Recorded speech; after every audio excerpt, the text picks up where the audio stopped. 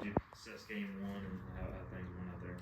It was good. I think we all got a little bit of a bad taste in our mouth for how things went, but you look at, after the game, it was, a lot of production and, a lot of points, but nowhere near where we want to be as far as just playing clean.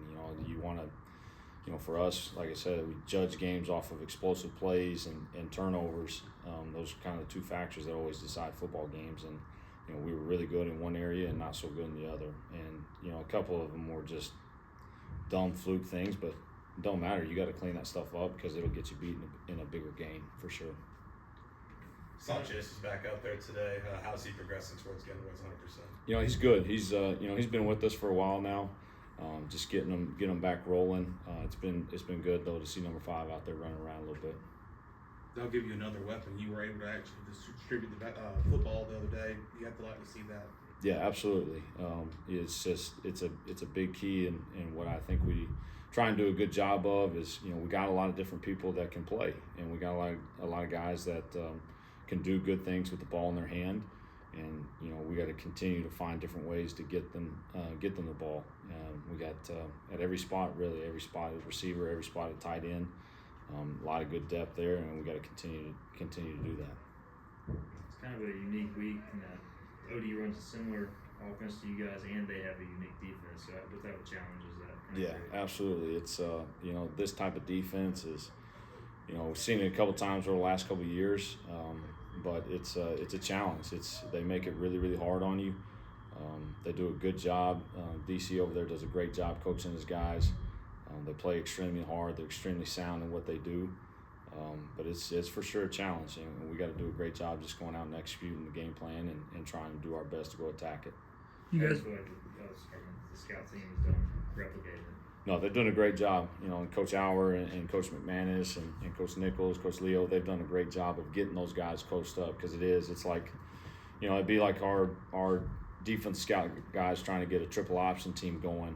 It's just a different deal, and they've done a great job getting those guys coached up because you're not only talking about different scheme, you're talking about different techniques up front and on the perimeter, and so they've done a great job getting us the best look possible, and hopefully it'll pay off on Saturday.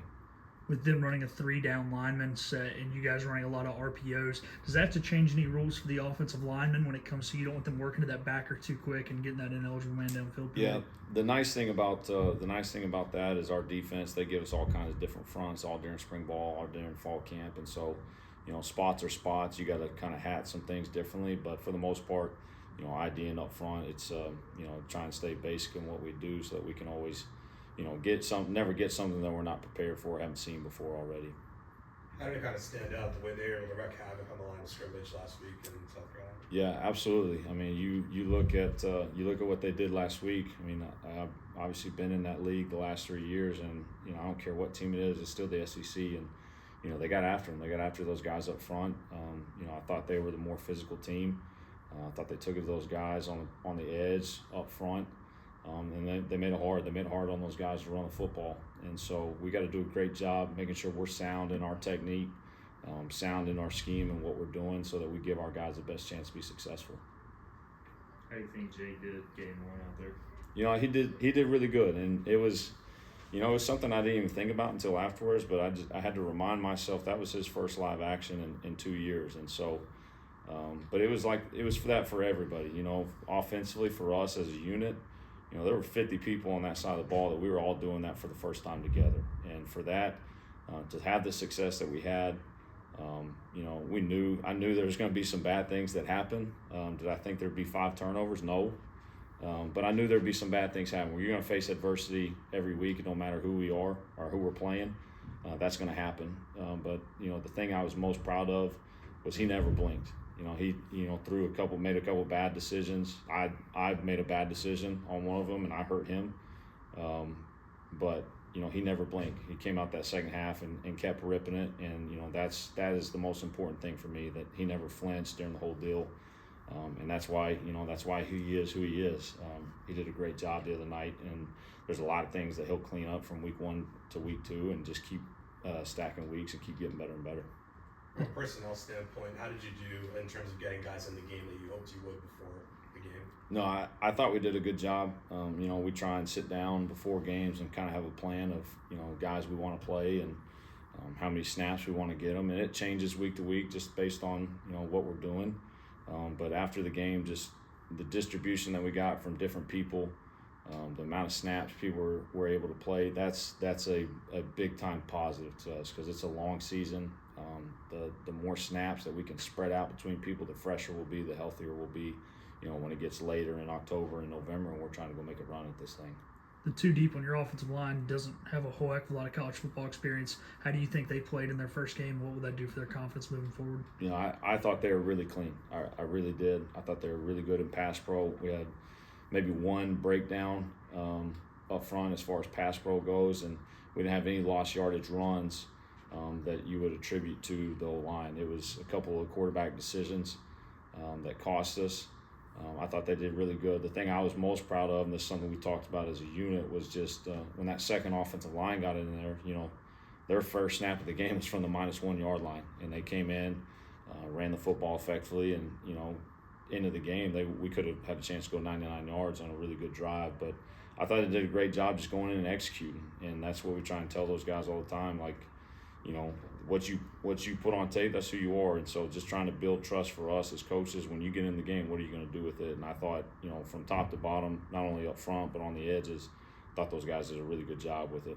Speaking of pass pro, how impressed were you with Jake the other night when he switched the protection up and was able to find a guy for a touchdown? Yep, no, that's big time, and especially after what things kind of had transpired, for him to just continue to be locked into what he's doing, knowing his job, knowing what to do when certain things happen.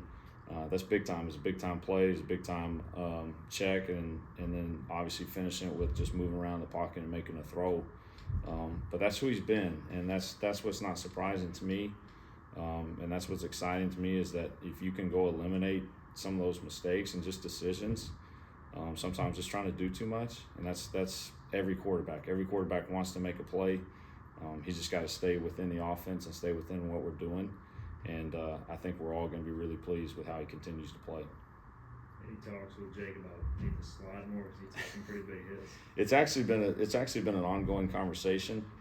I guess he's never played baseball before, so he has no idea how to slide. So we've been watching some slide videos on YouTube, and hopefully he'll get to pull one out and show everybody how he can do it. So trust me, I would love to see some more sliding for sure. With with Dustin Hall, his first game back at center in a while, you like some of the snaps maybe a little off. Is that something y'all have worked on this week? Yeah, absolutely, and it's cleaned up already.